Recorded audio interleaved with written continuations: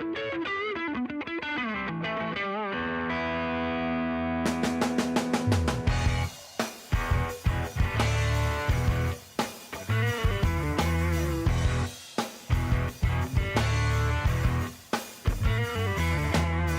through the bayou, headed for the sky blue, back out on the trail again and again. Hiking and hunting and fishing the land, time is time well spent. We'll take it to the Delta, to the gray white shores. There's so much to see and do, Mississippi outdoors, the great outdoors, Mississippi outdoors, the great outdoors.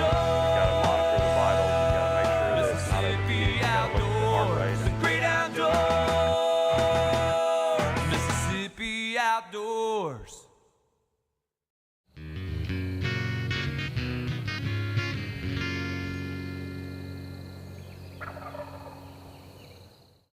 Okay.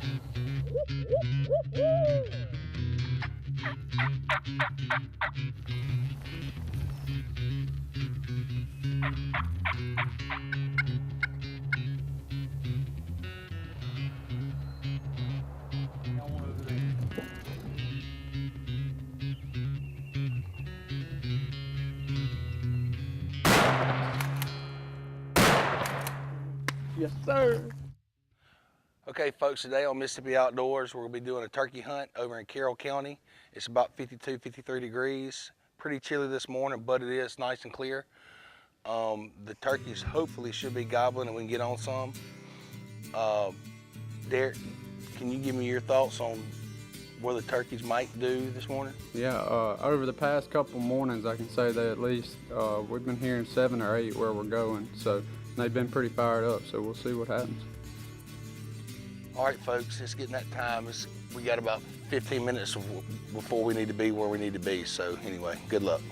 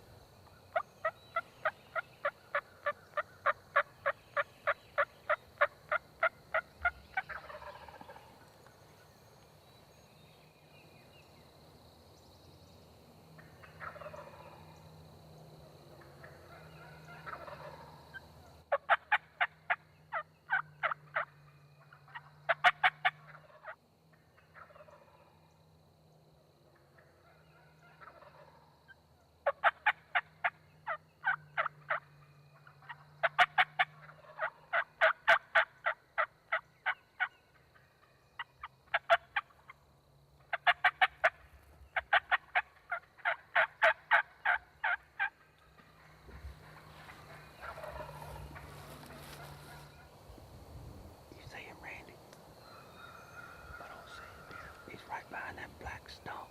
Okay.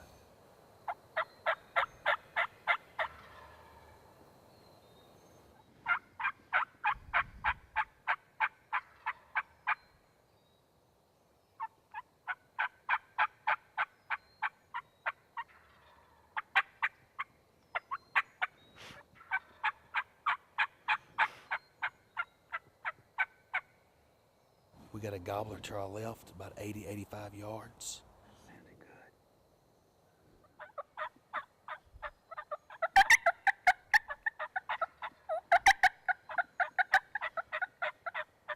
It was coming.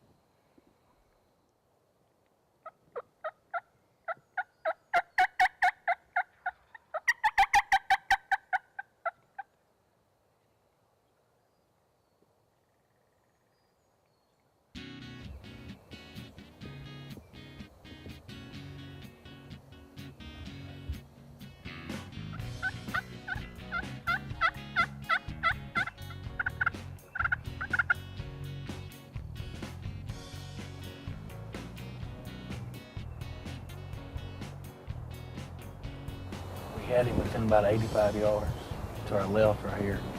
He was spitting and drumming, gobbling. The hens, a couple of the hens waited till late to fly down. I think they flew farther out. They took him with them. The wind's blowing so bad, even if he's gobbling, we couldn't hear him right now anyway. So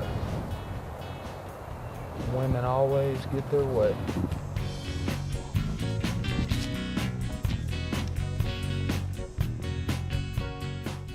Folks, we took a break after this morning hunt, had good activity, came in and got a bite to eat.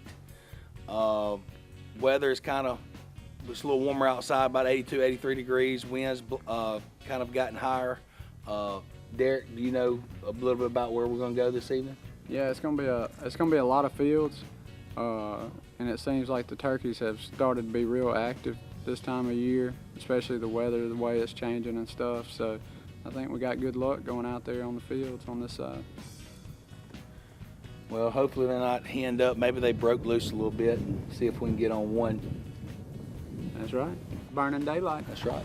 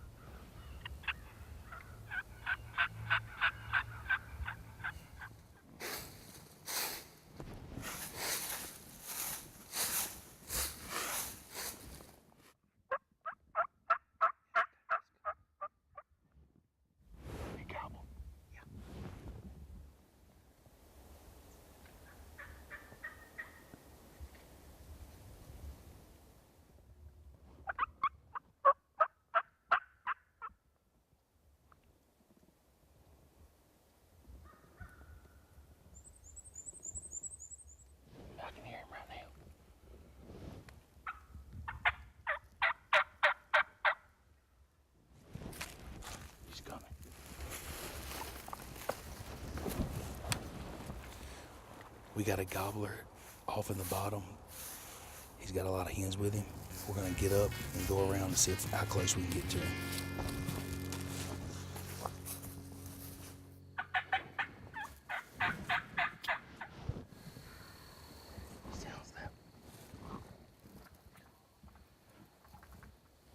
All right, we're gonna get up. The gobbler's a little bit further than what we thought. We got this hill blocking us. We're gonna ease up and get closer to it.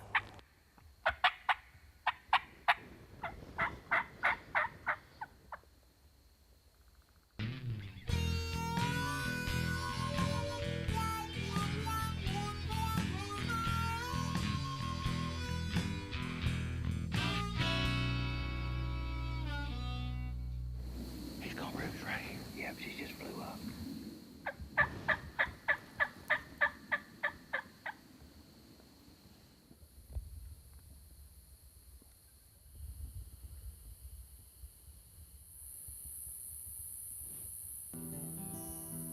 So I got good news and I got good news. The good news is we had a wonderful hunt this evening.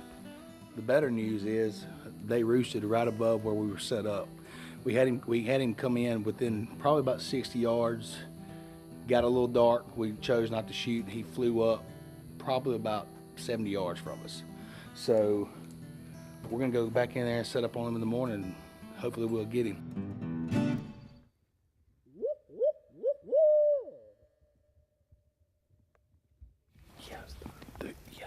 The ones we heard a while ago are literally right up in there.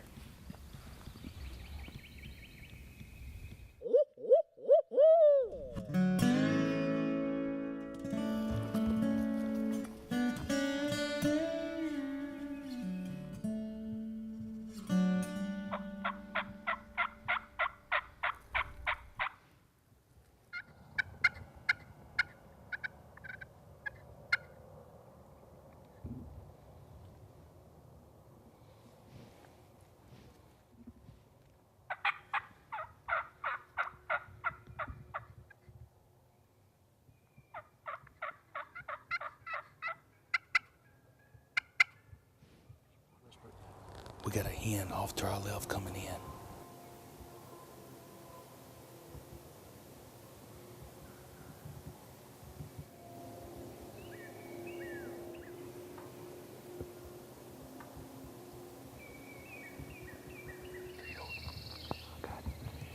Here he comes.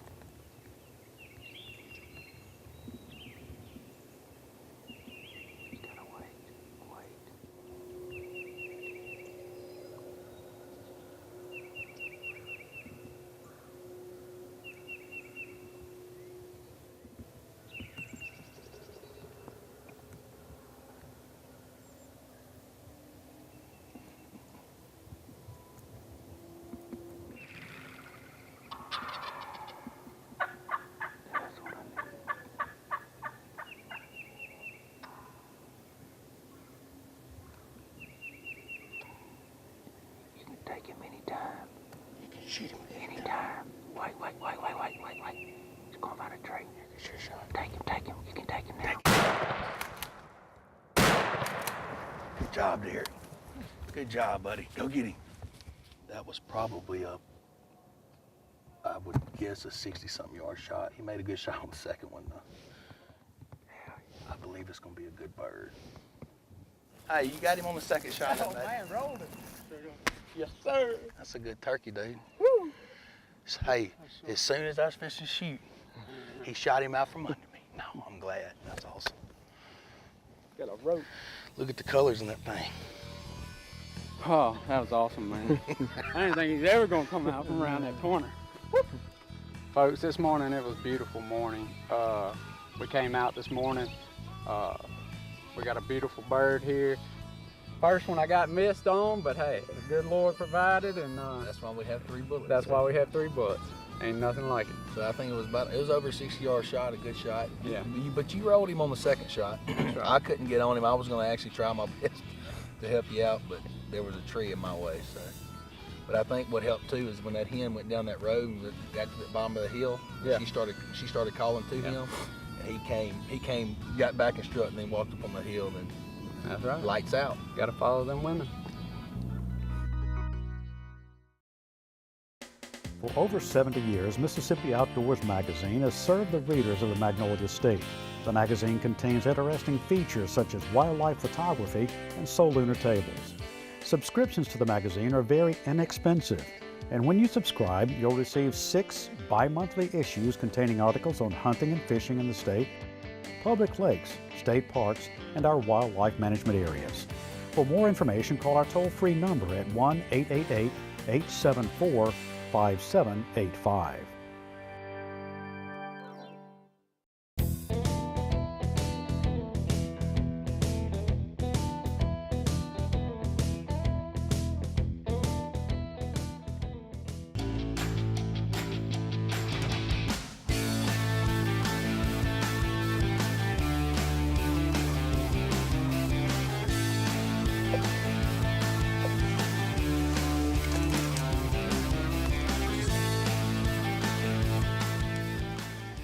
One of the biggest questions on the minds of hunters and landowners in Mississippi for a number of years now is, I'm not seeing the deer that I thought I should be seeing during the hunting season. What's happening? Are we over-harvesting the deer population? Well, as a biologist, we have some explanations involving behavior, deer behavior, and the effects of hunting on deer behavior. So we wanted to address that question. The Department of Wildlife, Fisheries, and Parks realized that this is an important question to their constituents, to their hunters and landowners. So they have funded the MSU Deer Lab the money to conduct a research project here in Mississippi to look at how hunting effort with our 4-month hunting season can affect behavior of deer. Do they learn to avoid hunters or not? The birth of the project was actually from the hunting public. You know, hunters want to know where the big bucks go during the hunting season, so it's kind of where the idea came from. First, we set up a site that seemed suitable. We put up trail camera, do all the prep work that way, and then once we have deer coming in that look like viable options for collaring, we put somebody in the stand. They have a dart, a rifle, and then the deer has to be at about 20 yards just because of the variability of the flight of the dart.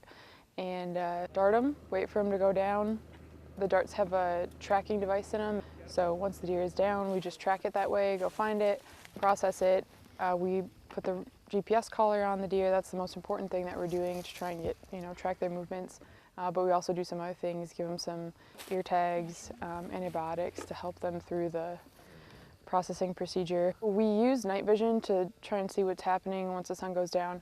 And we came up with the idea of putting infrared spotlights hooked up to deep cycle like car batteries, and that illuminates. It's like a little bit of a red glow that you can see with the naked eye, but in the night vision it illuminates the field really well and helps us see what's going on, and the deer aren't really aware of it. In Oklahoma, we looked at it in a 3-week gun hunt, so it's a very short season.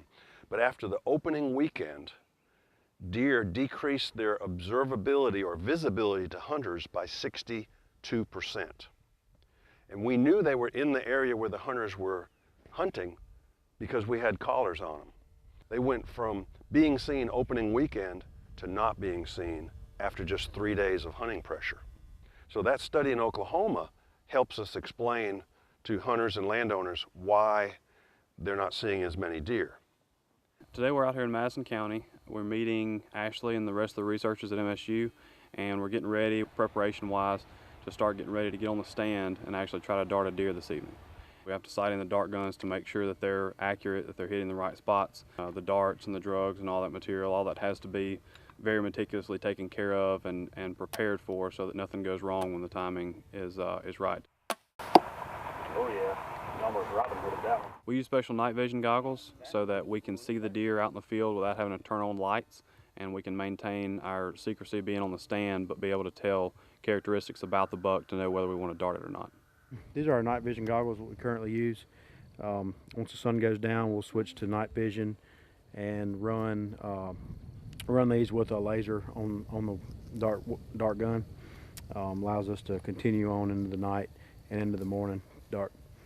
So do a little quick test fit, a function test, and everything seems to be ready to go. Everybody got charges in their guns? Usually we plot our locations on a map before going out to actually sit so that we'll know where everybody's located, and we'll sit the afternoon and then into the evening and on after dark to try to waiting for the deer to come in on bait sites, and we're going to try to take a shot on a mature buck and see if we can get him darted.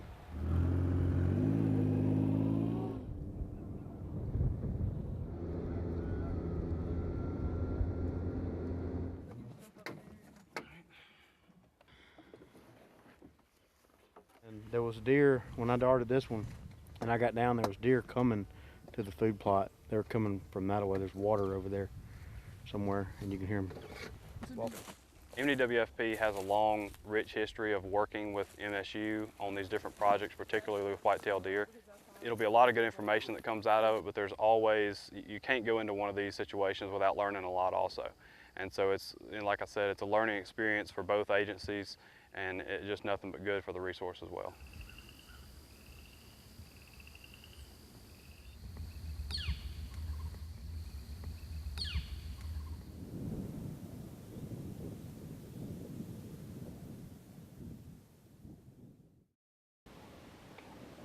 I know it's early. I feel like they're gonna show up here pretty soon. I think I see one. Yeah, it's a good buck. Keep a mental note of where he's at. You still see him. Wait till he turns. I think I might take a shoulder shot. I got him. I can still see his light flashing out there. We just darted a deer. It should be laying right over there. That's what we hope. We had a sort of a rare event. We had to see it. We got to see it all the way pretty much until it bedded down. That's not normally the case on these type projects. But anyway, we've got the cavalry coming around the corner here, and we're gonna go see if we can find the deer and work it up and put some new jewelry on it. He came in this way and then went back around and made a big loop. I mean, we could still see his light flashing. He's probably 60 to 100 yards right there, this way. So after the shot, normally we'll send a text message through the group that says exactly when the shot was taken, so we know when the clock starts on the drugs and the transmitters and that sort of thing. Roger and Ashley and I came off the stand. We knew almost exactly where the buck was laying already, and so we were able to just walk over to it and then begin working it up, doing the collaring and the monitoring on the deer's vitals and that sort of thing. Generally, when you get to the deer, everybody has a job. I think on this deer, I applied the application to the eyes. There's a lubrication, an ointment that's applied to the eyes to keep them from drying out and keep things from getting in them while the deer is being worked up. Everybody kind of does their own job to make sure that it's all handled smoothly. It's just a unique thing to be able to lay hands on a real live, mature buck that's not been harvested, to take one that's still alive, and you know that once that buck wakes up, it's going to go do its daily routine, and we're going to get to peek into that. You've got to monitor the vitals, you've got to make sure that it's not overheated, you've got to look at the heart rate and You have to make sure the collar's fitted correctly. And so all of those things, you know, the checklist things, it's really easy to get into the awe of being next to an animal like that, but at the same time you have to focus on what you came to do and make sure that all that's done correctly. Being in conjunction with MSU on this project was really neat for me to see, you know, how the whole process works and to be a part of that and to help along with it. You know, some of our biologists have a lot of chemical immobilizations, others not as much. And so it was a good learning experience for us too, to partner with this research institution, and I think both of us learned a lot out of it. 243. So we started this project last year. We captured about 60 deer through the fall and winter of 2016. Now we're back here late summer trying to make up for some of the deer that died. Some of them were able to get their collars off when they shed their antlers. We've had 3 bucks die just since we've collared them in the last 2 months. And 3 of those 3 bucks died of natural mortality related to the rut and the stresses of the rut and fighting of the rut. We want to get them collared before September 1st because that is when our intensive data collection starts. That's when the collars start taking locations every 15 minutes and when our hunters are going to start recording their hunter effort, even though, you know, it's not ideal conditions because it's hot out and they're not real hungry this time of year, but we got to try and get them before that deadline. This study is geared towards learning how deer behaviorally respond in the way they move and the way they select habitat to hunting pressure. But it's also a study about mortality. We're dealing with animals that are prone to death. You know, they're mature bucks. They have a pretty rough time of it for a large part of the year. So overall, I'd say it's going pretty well. So we've captured 3 so far this year, and we need to get about 11 more. I had 1 buck, mature buck, come in. There were multiple raccoons at the bait pile, and he didn't want to come in at first. Finally, he eased on in within distance, and I was able to get a clean shot on him. Nice deer. Yeah, nice mature buck. Like any hunter knows, an adult buck is hard to capture, and so we have to deal with that. We actually work mostly at night because bucks are more active at night. A GPS collar is going to tell us a great amount of information about how they respond to hunting and other important questions too. We'll be able to, during the summertime, look at how they respond to summer food plots. 42195. And summer ag fields and how they move between those and hunting areas. We've got collars out right now on about 34 deer. So we're gonna get that back up closer to 50. We did lose a few of our collars are underwater. They came off the deer or the deer died, and when the river was up, it then took the collars down with it. We haven't been able to recover those, but we're trying to get our numbers back up as close to 50 as we can. Definitely thinking he's 5+. It takes a lot of effort and a lot of money to capture an adult buck and put one of these collars on. So we've asked hunters, if they see them, please don't shoot them. Most of our deer aren't really in the harvestable range for properties in this area anyway, but if I know the temptation is sometimes still there, and the reality is that it's a short-term sacrifice for a long-term gain.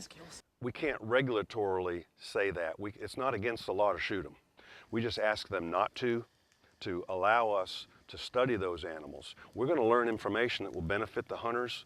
So the knowledge that we're going to get from having those collars out is going to benefit hunters in Mississippi a lot more than 1 buck on the ground is going to.